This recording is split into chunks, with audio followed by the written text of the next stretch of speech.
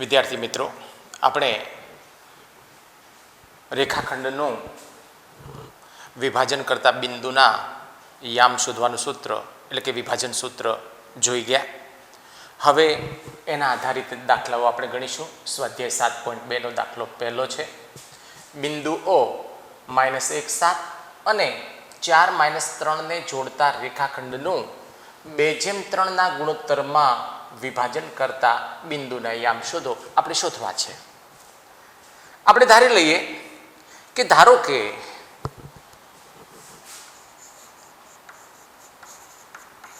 બિંદુ PXY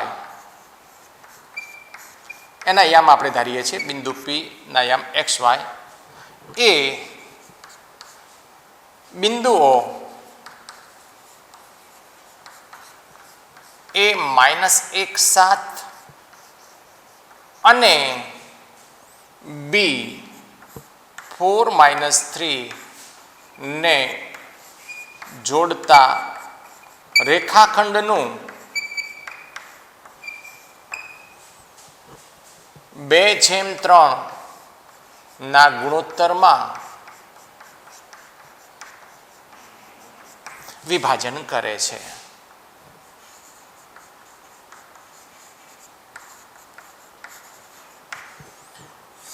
AB રેખાખંડ એના યામ આપણને આપ્યા છે, ધારી લીધા છે તે પ્રમાણે -1 7. બીના યામ છે 4 3 અને એનું વિભાજન કરતું બિંદુ ધારો કે P છે, આપણે ધારી લીધું છે. એના યામ XY છે. અહીંયા આપણને ગુણોત્તર આપ્યો છે AP જેમ PB એટલે કે M1 જેમ M2 આપણને આપી દીધું છે 2:3. 2:3 નો ગુણોત્તર પણ આપણને આપી દીધો છે.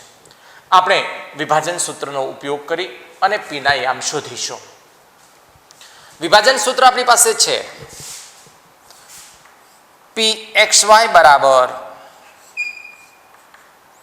આપણી પાસે સૂત્ર છે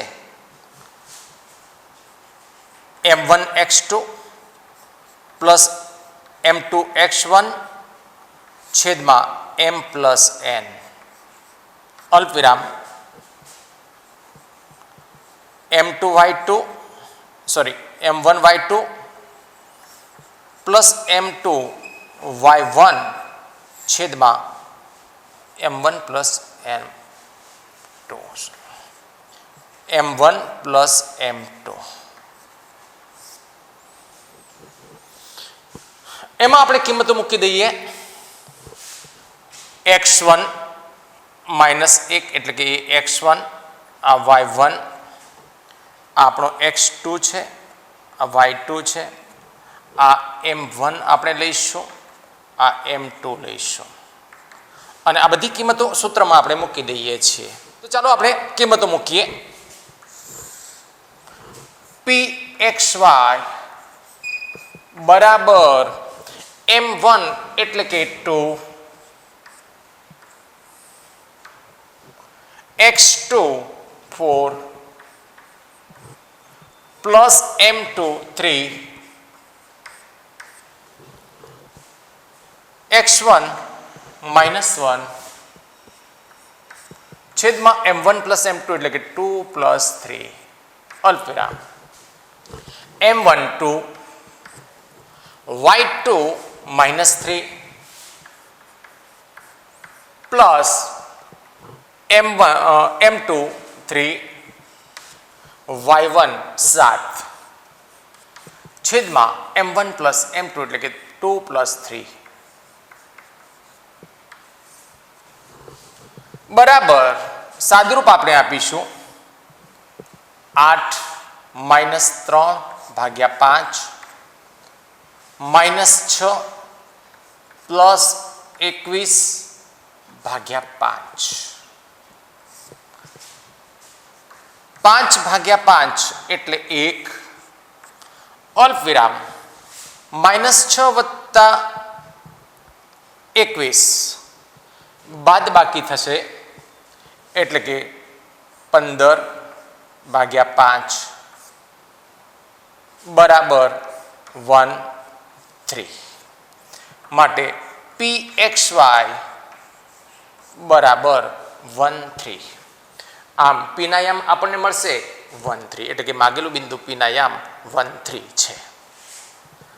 હવે દાખલા નંબર 2 તરફ જઈશું આપણે. દાખલા નંબર 2 બિંદુઓ 4 -1 અને -2 -3 ને જોડતા રેખાખંડના ત્રિભાગ બિંદુઓના યામ શોધો. એટલે કે આ બંને બિંદુને જોડતો જે રેખાખંડ છે એને 3 સરખા ભાગ કરતા બિંદુઓ 2 મળશે આપણને. આ બંને બિંદુઓના યામ આપણે શોધવા છે. તો આપણે અહીંયા ધારી લઈશું, ધારો કે a 4 -1 અને b -2 -3 ને જોડતા રેખાખંડ ના ત્રિભાગતા બિંદુઓ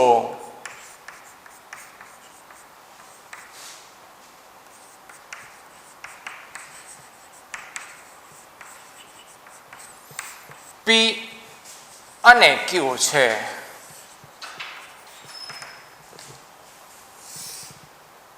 A B 4 -1 -2 -3 અને એનો ત્રિભાગતા બિંદુ 2 આપણને મળશે P અને Q. P અને Q એટલે કે AP જેમ PQ AP બરાબર PQ બરાબર QB થશે. અહીં AP બરાબર PQ બરાબર QB થાય, કારણ કે બંને બિંદુઓ AB રેખાખંડના 3 સરખા ભાગ કરે છે. એટલે આપણે લખીશું કે AP બરાબર PQ બરાબર QB. અહીં બિંદુ P એ AB રેખાખંડનું 1/2 ના ગુણોત્તરમાં વિભાજન કરે છે. હવે તમે જોઈ શકો છો 1/1/1 એટલે કે 1 ટોટલ આ 2. તો લખીશું અહીં બિંદુ P એ AB રેખાખંડનું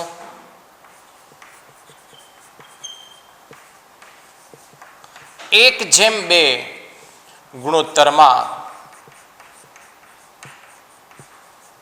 વિભાજન કરે છે.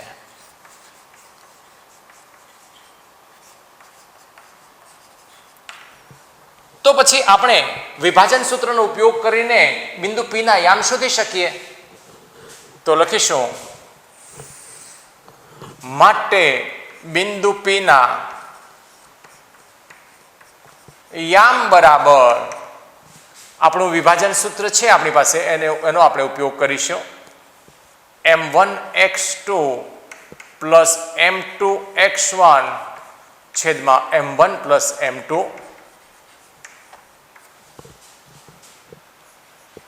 m1y2 પ્લસ m2y1 છેદમાં m1 plus m2.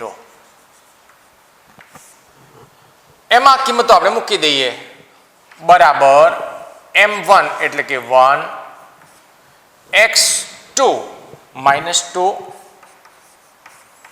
Plus m2 એટલે કે 2, x1 4 છેદમાં 1 પ્લસ 2 અલ્પવિરામ m11 y2 -3 પ્લસ m2 2 અને y1 -1 છેદમાં 1 પ્લસ 2 બરાબર -2 plus 8/3 -3 -2/3 is equal to 6/3 -5/3 is equal to 2 -5/3. તો બિંદુ P ના યામ આપણને મળ્યા. માટે બિંદુ P ના યામ બરાબર 2 -5/3. હવે આપણે બિંદુ Q ના યામ શોધવા છે. બિંદુ P ના યામ આપણે અહીં મૂકીશું 2 - 5/3. હવે આપણે જોઈ શકીએ છીએ કે PQ જેમ QB 1:1 છે, બંને સમાન છે. PQ બરાબર જો PQ બરાબર QB છે, માટે Q એ PB નું મધ્યબિંદુ થશે. તો અહીં આપણે લખીશું હવે PQ બરાબર QB હોવાથી Q એ PB નું મધ્યબિંદુ છે.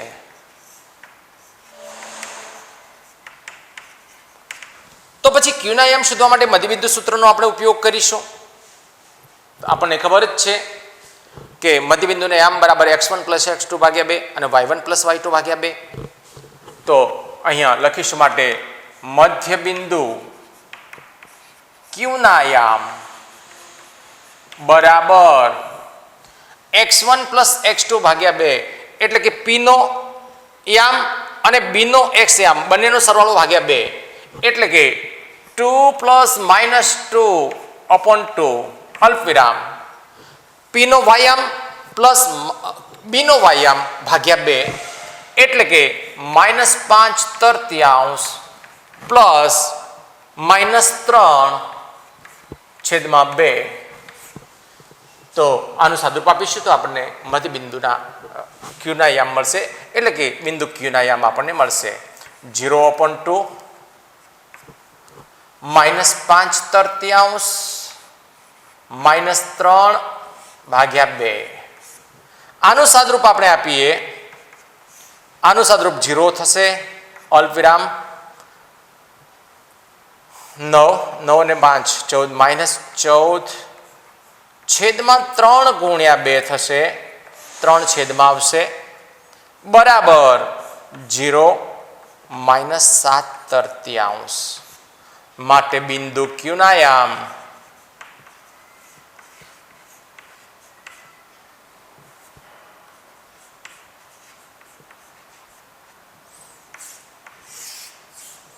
-7/3.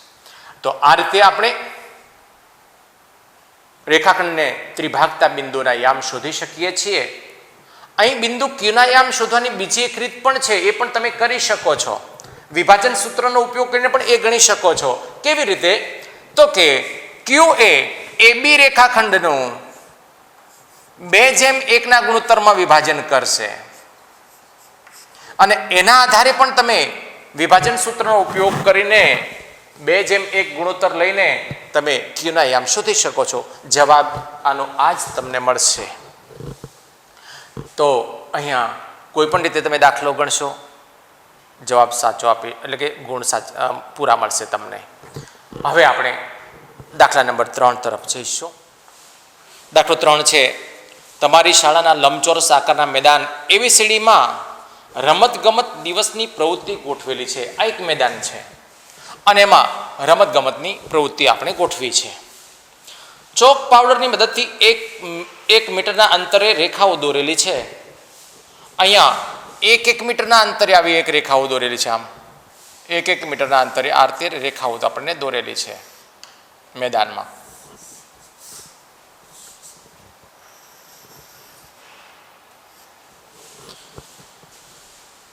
આકૃતિમાં દર્શાવ્યા મુજબ AD પર પ્રત્યેક 1 મીટરના અંતરે 100 કુંડા મૂક્યા છે. આ AD ઉપર 1 મીટરના અંતરે 100 કુંડા મૂક્યા છે બધા ઉપર. એટલે કે અહીંથી A થી D નું અંતર 100 મીટર છે. AD ની લંબાઈ 100 મીટર છે એમ આપણે કહીશું. નિહારિકા બીજી હરોળમાં દોડે છે. આ બીજી હરોળમાં નિહારિકા દોડે છે.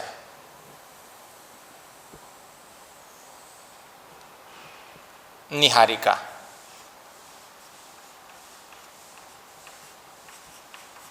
બીજી હરોળમાં દોડશે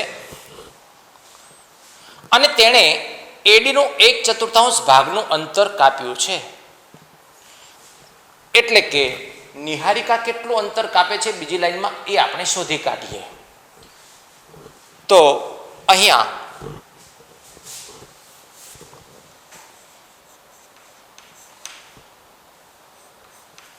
એડી પર 1 મીટરના અંતરે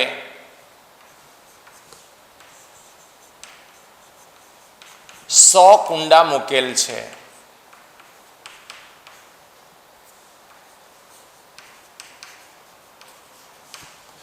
માટે એડી બરાબર 100 મીટર થાય.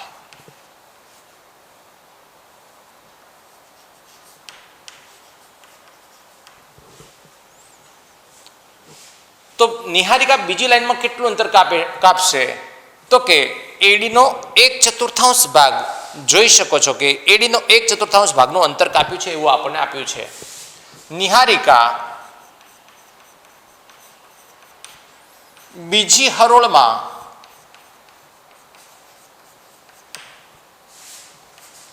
એડીના 1/4 ભાગનું અંતર કાપે છે.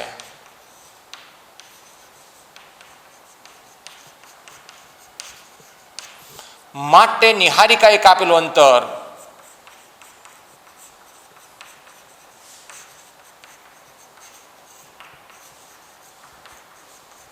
બરાબર 1/4 ગુણ્યા એડી એટલે 100 બરાબર 1/4 એડી બરાબર 25 મીટર અંતર કાપે છે નિહારિકા. અને ત્યાં જઈને લીલો ધ્વજ ફરકાવે છે. એટલે કે નિહારિકા બીજી લાઈનમાં 25 મીટર અંતર કાપી અને ત્યાં લીલો ધ્વજ ફરકાવે છે. એટલે અહીંયા ત્યાં જે બિંદુ છે લીલો ધ્વજ ફરકાવી બિંદુને આપણે એન કહીએ. નિહારિકા માટે નિહારિકાનો એન લઈએ છીએ. તો એનો એક્સ યામ થશે 2 અને વાય યામ થશે 25. અહીંયા મીટર થશે એટલે 25.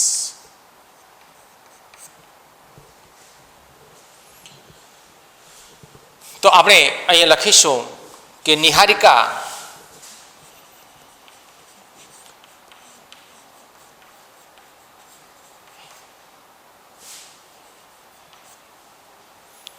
લીલો ધ્વજ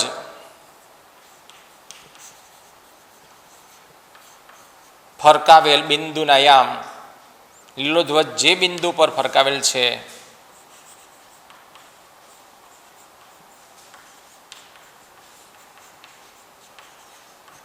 તે બિંદુના યામ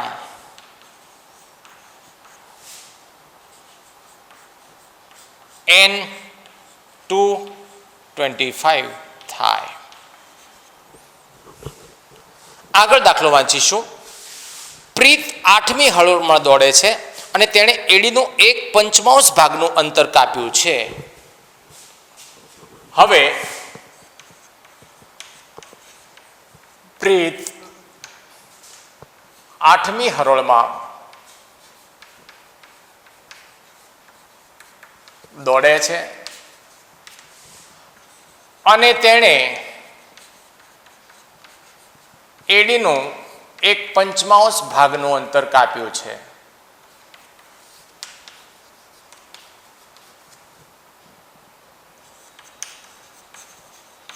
માટે પ્રીતે કાપેલ અંતર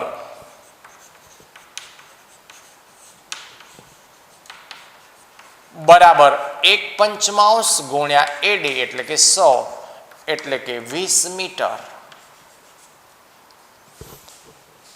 તો પ્રીત 8મી હરોળમાં 20 મીટર અંતર કાપે છે.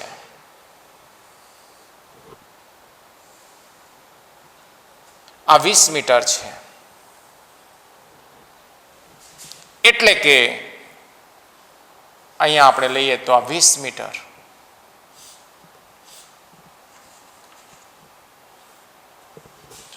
તો બિંદુ પી અહીં લઈશું અને ત્યાં એ પ્રીત ધ્વજ ફરકાવે છે.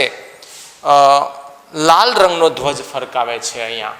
તો બિંદુ પી આગળ પ્રીત લાલ રંગનો ધ્વજ ફરકાવે છે જેના યામ થશે 8:20.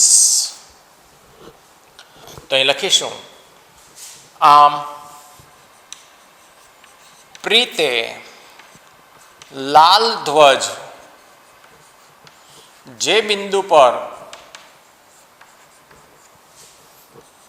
ફરકાવે છે તે બિંદુ ના યામ 220 થશે અથવા તો થાય. એટલે કે પ્રીત પી બિંદુ આગળ લાલ ધ્વજ ફરકાવે છે, નિહારિકા એન બિંદુ આગળ લીલો ધ્વજ ફરકાવે છે. તો બંને ધ્વજ વચ્ચેનું અંતર શોધો. આ અંતર આપણે શોધવું છે. તો અંતર શોધવા માટે આપણે અંતર સૂત્રનો ઉપયોગ કરીશું. તો આપણે એનપી અંતર શોધવું છે. ચાલો, એનપી બરાબર વર્ગમૂળમાં x1 માઇનસ x2 કૌંસ પૂરો એનો વર્ગ પ્લસ y1 માઇનસ y2 કૌંસ પૂરો એનો વર્ગ, x1 માઇનસ x2 એટલે કે 2 માઇનસ 8 નો વર્ગ પ્લસ y1 માઇનસ y2 એટલે કે 25 માઇનસ 20 કૌંસ પૂરો એનો વર્ગ બરાબર માઇનસ 6 નો વર્ગ વત્તા 5 નો વર્ગ એટલે કે વર્ગમૂળમાં 36 પ્લસ 25 બરાબર વર્ગમૂળમાં 61. તો બે ધ્વજ વચ્ચેનું અંતર વર્ગમૂળમાં 61 મીટર થશે. હવે દાખલામાં થોડુંક આગળ આપણે કંઈક શોધવાનું બાકી છે, એ શોધીશું. આ બંને ધ્વજ વચ્ચેનું અંતર કેટલું થશે? તો અહીં લખી દઈએ, બંને લાલ અને એટલે કે લાલ અને લીલા ધ્વજ વચ્ચેનું અંતર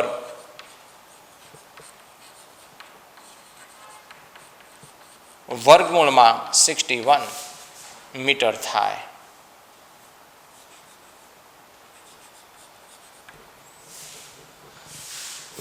આગળ, જો રશ્મિએ આ બંને ધ્વજને જોડતા રેખાખંડના મધ્યબિંદુ પર વાદળી ધ્વજ ફરકાવવો હોય, હવે આ બંનેના મધ્યબિંદુ પર વાદળી ધ્વજ ફરકાવવો છે રશ્મિને, એટલે આર બિંદુએ એને ધ્વજ ફરકાવવો છે. રશ્મિ માટેની વાત કરું છું, એટલે રશ્મિનો આર બિંદુ લઉં છું. આર બિંદુએ વાદળી ધ્વજ ફરકાવવો છે, તો તે ધ્વજને ક્યાં ફરકાવશે? એટલે બિંદુ આર નું સ્થાન આપણે શોધવું છે, એના યામ આપણે શોધવા છે. તો આર બિંદુ આર એ એનપી રેખાખંડનું મધ્ય બિંદુ થશે.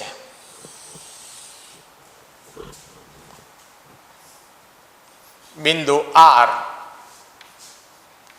એ એનપી રેખાખંડનું મધ્ય બિંદુ છે.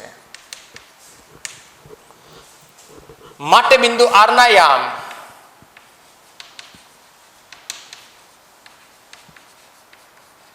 બરાબર x1 પ્લસ x2 ભાગ્યા 2 અને y1 પ્લસ y2 ભાગ્યા 2 એટલે કે 2 પ્લસ 8 અપોન 2 25 પ્લસ 20 અપોન 2 બરાબર આપણે એનું સાદુરૂપ આપી દઈએ, એટલે કે 5 55 ના અડધા 45 ના અડધા 22.5 થશે. એટલે કે રશ્મિએ પાંચમી લાઈનમાં 22.5 મીટરના અંતરે વાદળી ધ્વજ ફરકાવવો જોઈએ. આ આપણો છેલ્લો જવાબ રહેશે. આમ રશ્મિએ પાંચમી લાઈનમાં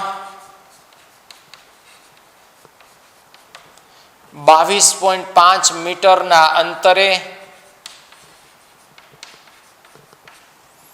વાદળી ધ્વજ ફરકાવવો જોઈએ.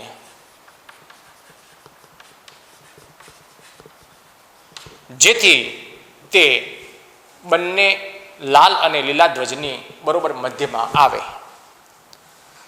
બરાબર, તો આ રીતે આપણે દાખલો 3 પૂરો કરી શકીએ છીએ. હવે દાખલા નંબર 4 ગણીશું આપણે. બિંદુ -1 6 એ બિંદુઓ -3 10 અને 6 - 8 ને જોડતા રેખાખંડનું કયા ગુણોત્તરમાં વિભાજન કરશે, આપણે ગુણોત્તર શોધવો છે. તો ધારી લઈએ, ધારો કે બિંદુ P -16 A -3 10 અને B 6 - 8 બિંદુઓને જોડતા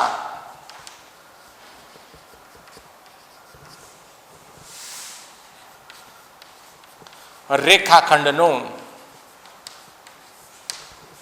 અહીંયા તમે ગુણોત્તર M1 જેમ M2 પર ધારી શકો છો, કે જેમ 1 નો ઉપયોગ પણ તમે કરી શકો છો. હું કે જેમ 1 નો ઉપયોગ કરીશ. અહીંયા કે જેમ 1 ના ગુણોત્તરમાં વિભાજન કરે છે. તો આપણે વિભાજન સૂત્રનો ઉપયોગ કરી અને આ ગુણોત્તર શોધી શકીએ છીએ. આપણે કોઈ પણ એક યામનો ઉપયોગ કરીશું. x યામનો ઉપયોગ કરીને પણ આ ગુણોત્તર શોધી શકાય અને y યામનો ઉપયોગ કરીને પણ આ ગુણોત્તર શોધી શકાય છે. હું બિંદુ P નો x યામનું સૂત્ર મૂકીશ. માટે વિભાજન સૂત્રમાંથી બિંદુ P નો x યામ એનું અલગથી સૂત્ર મૂકું છું કે x2 + x1 છેદમાં k + 1. આ સૂત્ર આપણે અગાઉ શીખ્યા હતા. આમાં કિંમતો આપણે મૂકી દઈએ. P નો x યામ એટલે કે -1 બરાબર k x2 એટલે કે 6 પ્લસ x1 -3 છેદમાં k + 1. સાદુરૂપ આપીશું. k + 1 નો -1 સાથે ગુણાકાર મૂકીએ આપણે. તો -k -1 બરાબર 6k -3. સજાતીય પદોને પાસ પાસે ગોઠવીએ. 3 ને આ બાજુ લઈ લઈશું, k ને આ બાજુ લઈશું. તો -1 + 3 બરાબર 6k + k. માટે 2 = 7k એટલે કે 7k બરાબર 2. માટે k બરાબર 2/7 એટલે કે k/1 = 2/7. માટે k/1 બરાબર 2/7. તમે વાયામનું સૂત્ર લઈને પણ ગુણોત્તર શોધી શકો છો.